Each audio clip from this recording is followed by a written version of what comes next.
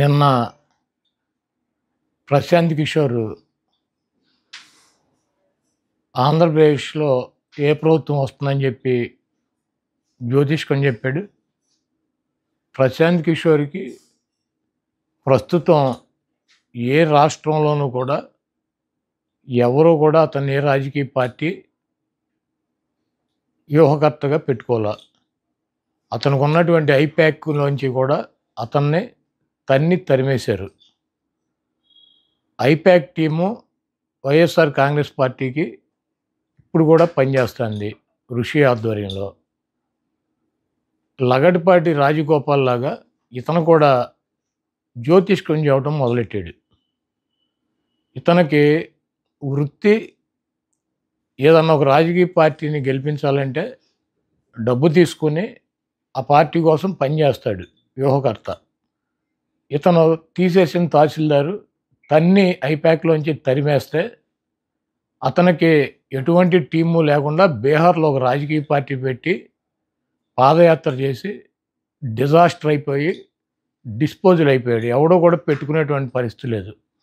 చంద్రబాబు లాంటి పనికిరాని వ్యక్తుల దగ్గర ప్యాకేజ్ తీసుకుని డబ్బులు తీసుకుని అతను జ్యోతిష్కం చెబుతున్నాడు. అంటే పీకే చెప్తే ఈ రాష్ట్ర ప్రజలను ఒక 2-3% ఓటు మారుతుందేమోనని చెప్పి చంద్రబాబు నాయుడు ఆశ.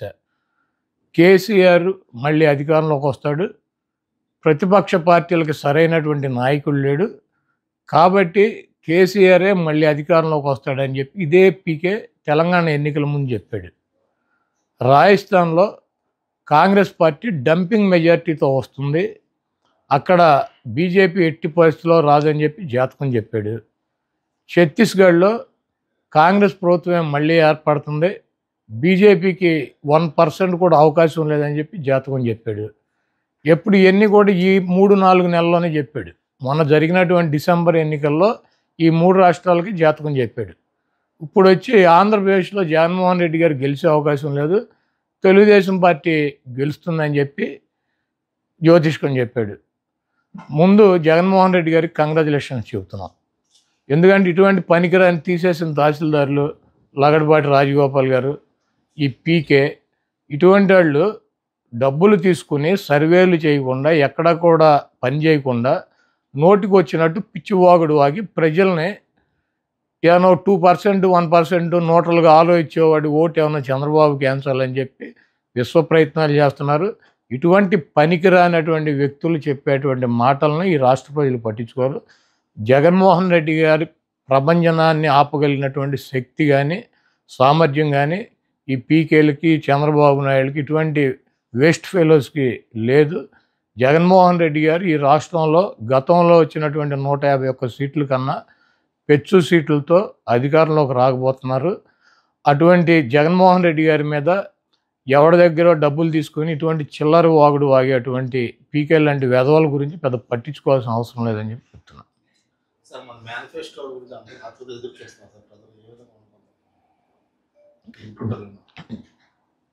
మా రాజకీయ పార్టీకి మాకు వ్యూహం ఉంటుంది. సిద్ధం అని చెప్పి సభలు పెట్టి ఈ రాష్ట్రంలో ఉన్నటువంటి 175 నియోజకవర్గాల్లో ఉన్నటువంటి కార్యకర్తలను కానీ వైఎస్ఆర్ సానుభూతి పరులను కానీ మా పార్టీ అధికారంలోకి రావాలని చెప్పి నిరంతరం పనిచేసేటువంటి నాయకుల్ని, కార్యకర్తలని, సానుభూతి పరులని ఒక చోటకి చేర్చి జగన్మోహన్ రెడ్డి గారు ఎన్నికలకి సిద్ధం అని చెప్పి సిద్ధం సభలు నిర్వహిస్తున్నారు. భీమిలిలో మా సభ అయింది, దెందులూరులో మా సభ అయింది, రాప్తాడులో మా సభ కంప్లీట్ చేసాం. ఇప్పుడు ఒంగోలు జిల్లాలో 4వ సభ పెడుతున్నాం, అది 10వ తారీఖున అని చెప్పి అనౌన్స్ చేశారు. మా పార్టీ ఒక వ్యూహం ఉంటుంది. మొత్తం అందరినీ కూడా 175 నియోజకవర్గాల్లో గెలిపే లక్ష్యంగా వైనాట్ 175 అని చెప్పి సిద్ధం అని చెప్పి మేము సిద్ధంగా ఉన్నామని చెప్పి అన్ని రకాలుగాను మేము ముందుకు వెళ్తున్నాం. ఎన్నికల నోటిఫికేషన్ వచ్చినాక రాకముందు మేనిఫెస్టో కూడా రిలీజ్ చేస్తారు. ఎందుకు అంత కంగారు? తప్పకుండా జగన్మోహన్ రెడ్డి గారు ఒక మాట చెప్తే ఆ మాటకు కట్టుబడి ఉంటాడు. ఆయనకి విశ్వసనీయత ఉంది, ఆయన చెప్పినటువంటి మాట నిలబెట్టుకుంటాడు అన్నటువంటి నమ్మకం ఉంది ప్రజలకి. అదేవిధంగా మాకు 175 నియోజకవర్గాల్లో అభ్యర్థులు ఉన్నారు, మా పార్టీ క్యాడర్ ఉంది, మాకు ఐపాక్ టీం ఉంది, మాకు పబ్లిసిటీ చేసుకోవటాకో లేకపోతే గడప గడపకి జగన్మోహన్ రెడ్డి గారి మేనిఫెస్టోని జారీ చేయడానికి 24 గంటల సమయం మాకు చాలు. కాబట్టి మేనిఫెస్టో జగన్మోహన్ రెడ్డి గారు రిలీజ్ చేస్తారు, వెయిట్ చేయండి. చంద్రబాబు గారు సచివాలయాన్ని కూడా తాకట్టు పెట్టేశారని అంటున్నారు. ఈ రాష్ట్రంలో 4 లక్షల కోట్ల రూపాయలు అప్పులు ఉన్నాయి. దాంట్లో 2,50,000 కోట్ల రూపాయలు చంద్రబాబు నాయుడు చేశాడు. 4 లక్షల రూపాయల్లో 2,50,000 కోట్ల రూపాయలు జగన్మోహన్ రెడ్డి గారు చేసినటువంటి అప్పులు. ప్రభుత్వ ఆస్తులు తాకట్టు పెట్టకుండా బ్యాంకులో లోన్ ఇస్తారా? ప్రభుత్వ ఆస్తి తాకట్టు పెట్టకుండా బ్యాంకులో లోన్ ఇస్తాడా? పలానా తాకట్టు పెట్టాలి, పలానా తాకట్టు పెట్టకూడదు, పలానాది మార్టిగేజ్ చేయాలి, పలానా షూటీ చేయాలని ఏమన్నా డాక్టర్ బిఆర్ అంబేద్కర్ గారు రాజ్యాంగంలో రాశారా? సెక్రటేరియట్ ఏంటి చంద్రబాబు గారిదా? ప్రభుత్వం అంది. ప్రభుత్వం డబ్బులు కావాల్సి వచ్చినప్పుడు, ప్రజలకు అవసరమైనప్పుడు, బ్యాంకుల్లో డబ్బులు కావాల్సి వచ్చినప్పుడు మార్టిగేజ్ చేస్తారు, తాకట్టు పెడతారు, మళ్ళీ డబ్బులు కడతారు, రిలీజ్ చేసుకుంటారు. సెక్రటేరియట్ అని ఇది బాబు గడి సొత్తా, చంద్రబాబు గడి బాబు గడి సొత్తా? ఇది తాకట్టు పెట్టారు, అది తాకట్టు పెట్టారంటే వీడు పెట్టినయే పెట్టాలా? కానీ చంద్రబాబు నాయుడు పెట్టినటువంటి ఆస్తులు తాకట్టు పెట్టాలి. రూల్ ఉందా? రాజ్యాంగంలో రాసి ఉందా? పలానా ఆస్తి పెట్టాలి, పలానా ఆస్తి పెట్టకూడదు? అది ప్రభుత్వం ఇష్టం. వాళ్ళు బ్యాంకర్స్తో మాట్లాడి బ్యాంక్ వాళ్ళు డబ్బులు కావాలన్నప్పుడు వాళ్ళు ఏదో ఒకటి మార్టిగేజ్ అడుగుతారు. ప్రభుత్వ ఆస్తి ప్రభుత్వం వాళ్ళు దాన్ని బట్టి వాళ్ళకు ఉన్నటువంటి వెసులుబాటుని బట్టి పెట్టుకుంటారు. సెక్రటేరియట్ పెట్టేశారు. సెక్రటేరియట్ ఎంత? 10 ఎకరాల పొలం. దాన్ని తాకట్టు పెడితే దాని విలువ ఎంత? 10 కోట్లు, లేకపోతే ఎకరం 20 కోట్లు ఉంటుంది, 2 కోట్లు ఉంటుంది, 20 కోట్ల ఆస్తి. ఒక సచివాలయమే పెట్టారా? నువ్వేం పెట్టలేదా గతంలో? ఈ చంద్రబాబు నాయుడు అనేవాడు ఒక చిల్లర రాజకీయ నాయకుడు. ఆయన చేస్తే సంసారం, పక్కన వాళ్ళు చేస్తే వ్యభిచారం అని చెబుతాడు. కాబట్టి ఇటువంటి చంద్రబాబు లాంటి 420 మాటలు ప్రజలు పెద్ద పట్టించుకునే పరిస్థితులు లేరు. చంద్రబాబు నాయుడుకి అభ్యర్థులు ప్రకటించుకునేటువంటి పరిస్థితి లేదు. చంద్రబాబు నాయుడు అలయన్స్లో పక్కన వాళ్ళని నమ్మించేటువంటి పరిస్థితి లేదు. ఆ ఓట్ బ్యాంకు ట్రాన్స్ఫర్ అయ్యేటువంటి పరిస్థితి లేదు. నేను ఒకటే అడుగుతున్నా, చంద్రబాబుని సమాధానం చెప్పమానండి. 30 మంది పైన తన సామాజిక వర్గం 3% ఉన్న వాళ్ళకి 30 మంది కమ్మ వాళ్ళకి సీట్లు ఇచ్చాడు చంద్రబాబు నాయుడు. పవన్ కళ్యాణ్ అడ్డం పెట్టుకొని కాపులు ఓట్లు గంపగుత్తగా వేయించుకోవాలని ప్రయత్నం చేస్తున్నాడు. 20% పైన ఉన్నటువంటి సామాజిక వర్గానికి ఆయన ఇచ్చిన సీట్లు అన్నీ 24గా? ఆయన కులానికి ఇచ్చుకున్నటువంటి 30 సీట్లు ఆయన ఇచ్చేసుకున్నాడు ఆయన పార్టీలో. మరి 20% సామాజిక వర్గం ఉండి వాళ్ళ ఓట్లతో గెలవాలని చెప్పి ప్రయత్నిస్తున్నటువంటి చంద్రబాబు పవన్ కళ్యాణ్కి ఇచ్చే సీట్లన్నీ 24గా? దాంట్లో అసలు 10-14 సీట్లు తెలుగుదేశం పార్టీ పోటీ చేసినా ఓడిపోయేటువంటి డిస్పోజల్ సీట్లు ఇచ్చాడు. ఇవన్నీ ఆ సామాజిక వర్గం గమనించట్లేదా? చంద్రబాబు నాయుడికి బుద్ధి చెప్పరా? 3% ఉన్న తన కులానికేమో 30 సీట్ల, 20% ఉన్నటువంటి ఆ సామాజిక వర్గం గంపగుత్తగా ఓట్లన్నీ ఎంచుకోవాలని ప్రయత్నిస్తున్నటువంటి ఒక రాజకీయ పార్టీకి 24 సీట్ల. ఇవ్వటానికి ఈయనకన్నా సిగ్గు ఉండాలి, తీసుకోవటానికి ఆయనకన్నా ఉండాలి. వీళ్ళిద్దరికి వెళ్ళినప్పుడు ఓటు వేయటానికి సిద్ధంగా ఉంటారా? ఈ ఓటు ట్రాన్స్ఫర్ అవుద్దా, ఆ ఓటు ట్రాన్స్ఫర్ అవుద్దా? మేమిద్దరం కలిసాము, మీ ఇద్దరు కలిస్తే జనసేన పెట్టింది రాజ్యాధికారం కోసం అని చెప్పాడు పవన్ కళ్యాణ్ గారు. ఎప్పుడు కమ్మ రెడ్డి వాళ్ళైనా అధికారంలో ఉండేది, ఎస్సీ ఎస్టీ బీసీ మైనార్టీ కాపులకి రాజ్యాధికారం తీసుకొస్తే నా లక్ష్యం అని చెప్పాడు. ఆ లక్ష్యం అని చెప్పి ఆయన పార్టీ పెడితే ఆ సామాజిక వర్గం కొన్ని వర్గాలు పవన్ కళ్యాణ్ వెనకాల తిరుగుతున్నారు. తిరుగుతూ ఇప్పుడు ఏం చెబుతాడు? వచ్చి 24 సీట్లు తీసుకుని నేను ఆ 24 సీట్లు తీసుకోవడం ఎక్కువ, నాకు బలం లేదు, మా వాళ్ళు ఎవరు భోజనాలు పెట్టరు, ఎలక్షన్లో పోటీ చేస్తే భోజనాలు పెట్టరా? 20% సామాజిక వర్గం ఉన్నాళ్ళు. ఏ నియోజకవర్గం తీసుకుంటాడు? తీసుకోమనండి, 2 లక్షల మందికి భోజనాలు పెడతారు వాళ్ళు. ఇవన్నీ పిచ్చి మాటలు. చంద్రబాబు నాయుడు ఈ రాష్ట్రానికి వెన్నుపోటుకి బ్రాండ్ అంబాసిడర్లు ఎవరో? ఈ రాష్ట్రంలో వెన్నుపోటు అనగానే ఇద్దరు గుర్తొస్తారు. ఒకడు చంద్రబాబు నాయుడు, 2 నాదెండ్ల. పవన్ కళ్యాణ్కి అటు ఒకటి ఇటు ఒకటి ఎవడుంటాడు?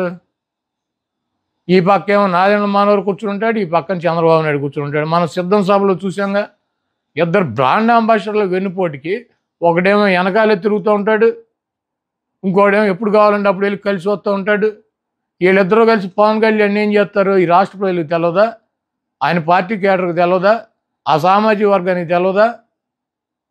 ఈరోజు పవన్ కళ్యాణ్ని రక్షించుకోవాల్సినటువంటి అవసరం చంద్రబాబు దగ్గర నుంచి జన సైనికులకి, ఆయన పార్టీకి మద్దతు ఇచ్చేటువంటి ఓట్ బ్యాంక్కి వాళ్ళకు ఉంది. ఎందుకంటే ఎన్టీ రామారావు లాంటి మహానుభావుడిని వాళ్ళిద్దరూ వెన్నుపోటు పొడిచి అవతల పారేశారు.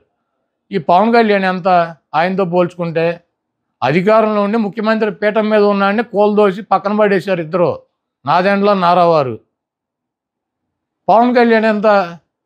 24 సీట్లు ఇచ్చి దాంట్లో 14 సీట్లు అసలు ఓడిపోయే సీట్లు ఇచ్చి చంద్రబాబు నాయుడు ముఖ్యమంత్రి అవ్వాలి, జనసేనకి సీట్లు రాకూడదు, ఆ ఓట్ బ్యాంక్తో ఈయన ఒక 100-150 సీట్లు సాధించాలని నేను ప్రయత్నం. ఇవన్నీ రాష్ట్ర ప్రజలు గమనించట్లేదా? నేను ఒకటే అడుగుతున్నా, నీ సామాజిక వర్గం 3% ఉంది, 30 సీట్లు ఇచ్చుకున్నావు. 20% ఉన్నటువంటి సామాజిక వర్గం ఆయన వచ్చి పార్టీ సపోర్ట్ చేస్తే ఆయనకి ఇచ్చిన సీట్లని 24, అవి కూడా అడిగిన చోట ఇచ్చావా? నీవు ఎట్టి బస్సులో నువ్వు కూడా గెలవలేని సీట్లు వాళ్ళకి ఇస్తావు. వెన్నుపోటుకి బ్రాండ్ అంబాసిడర్లు ఇద్దరు కూడా పవన్ కళ్యాణ్ గారికి కుడి వెడమ ఆయన్ని పట్టుకొని ఆయనతో నడిపిస్తున్నారు. ఇది పూర్తిగా సీటుల్లో వెన్నుపోటు. రేపు ఎన్నికల్లో పవన్ కళ్యాణ్ గారిని ఏదో మేము జగన్మోహన్ రెడ్డి గారు ఓడిస్తాకి ప్రయత్నం చేస్తున్నాడని ఎల్లో మీడియా వేస్తుంది. భీమవరంలో ఓడిస్తాకి, అక్కడక్కడ పిఠాపురంలో ఓడిస్తాకి మేమెట్టా ఓడిస్తాం? ఇప్పుడు భీమవరంలో 54,000 ఓట్లు టీడీపీకి వచ్చినాయి, 60,000 ఓట్లు పవన్ కళ్యాణ్ గారికి వచ్చినాయి, 70,000 మాకు వచ్చినాయి, మా 70 మాకు ఉంటాయి. ఆ 60ని 54 కలిస్తే మేమెట్ట ఓడిస్తాం? పక్కగా పవన్ కళ్యాణ్ ఓడించే తెలుగుదేశం పార్టీ. పక్కలో బళ్ళెం ఎందుకు, షేర్ అడుగుతారు, వీళ్ళతో న్యూసెన్స్ అని చెప్పి చంద్రబాబు నాయుడుకి తెలదా? తెలుగుదేశం పార్టీ కేటర్కి తెలదా? తెలుగుదేశం పార్టీ వాళ్ళు ఓటేస్తారు పవన్ కళ్యాణ్ గారికి. పక్కా రాసి పెట్టుకోండి, పవన్ కళ్యాణ్ని ఓడించేది వైఎస్ఆర్సీపీ కాదు, తెలుగుదేశం పార్టీ శ్రేణులు, చంద్రబాబు నాయుడు, లోకేష్ ఆధ్వర్యంలో పవన్ కళ్యాణ్ని వాళ్ళే ఓడిస్తారు, వాళ్ళే అక్కడ వైసీపీకి ఓటు వేస్తారు. కాబట్టి మేము పవన్ కళ్యాణ్ని ఓడించాలనో, చంద్రబాబుని ఓడించాలనో, లోకేష్ని ఓడించాలనో, లేకపోతే పలానా వ్యక్తిని ఓడించాలని చెప్పి వైఎస్ఆర్ కాంగ్రెస్ పార్టీకి టార్గెట్లు ఉండవు. 175 నియోజకవర్గాల్లో వైఎస్ఆర్ కాంగ్రెస్ పార్టీ అభ్యర్థులను గెలిపించుకోవటానికి మేము శక్తి వంచన లేకుండా మేము కృషి చేస్తాం, పని చేస్తాం. మా అభ్యర్థులు గెలవటానికి మా వైఎస్ఆర్ కాంగ్రెస్ పార్టీ, జగన్మోహన్ రెడ్డి గారు, మా శ్రేణులు పనిచేస్తాయి. ఎవరిని ఓడించాలి, ఎవరికి వెన్నుపోటు పడవాలి, ఎవరిని నాశనం చేయాలి, ఎవరిని సంకనాకించాలి, ఈ కార్యక్రమం అంతా చంద్రబాబు, లోకేష్ చూసుకుంటారు. వాళ్ళకి కావాల్సినటువంటి సహాయ సహకారాలు వెన్నుపోటు 1, ఈయన వెన్నుపోటు 2, 1కు అప్పచెప్పారు. 1 వెనకాల ఉండే మొత్తం కూడా కార్యక్రమాన్ని పూర్తి చేస్తారు. డెఫినెట్గా జనసేన అభిమానులకు కానీ, పవన్ కళ్యాణ్ గారికి కానీ ఒకటే చెప్తున్నా, బూతులు ఎలా వైఎస్ఆర్ కాంగ్రెస్ పార్టీకి మెజార్టీ వచ్చినాయి, పవన్ కళ్యాణ్ కానీ ఆయన అభ్యర్థులు కానీ ఏ రకంగా డిఫీట్ అయ్యారో రేపు రాబోయే రోజుల్లో ఎన్నికలు అయిపోయినాక వాళ్ళే స్పష్టంగా తెలుసుకుంటారు. చంద్రబాబు నాయుడు చేతిలో వెన్నుపోటుకు గురవుతున్నటువంటి పవన్ కళ్యాణ్ అప్రమత్తంగా కనుక లేకపోతే, ఆయన శ్రేణులు అప్రమత్తంగా లేకుండా గుడ్డిగా ఈ 420ని దొంగలనే కనుక నమ్మినట్లయితే డెఫినెట్గా పవన్ కళ్యాణ్ మూల్యం చెల్లించుకుంటాడు రేపు రాబోయే ఎన్నికల్లో. సబ్స్క్రైబ్ చేయండి. Please do subscribe to. Please like, share and subscribe to top Telugu TV. Top Telugu TV. Top Telugu TV.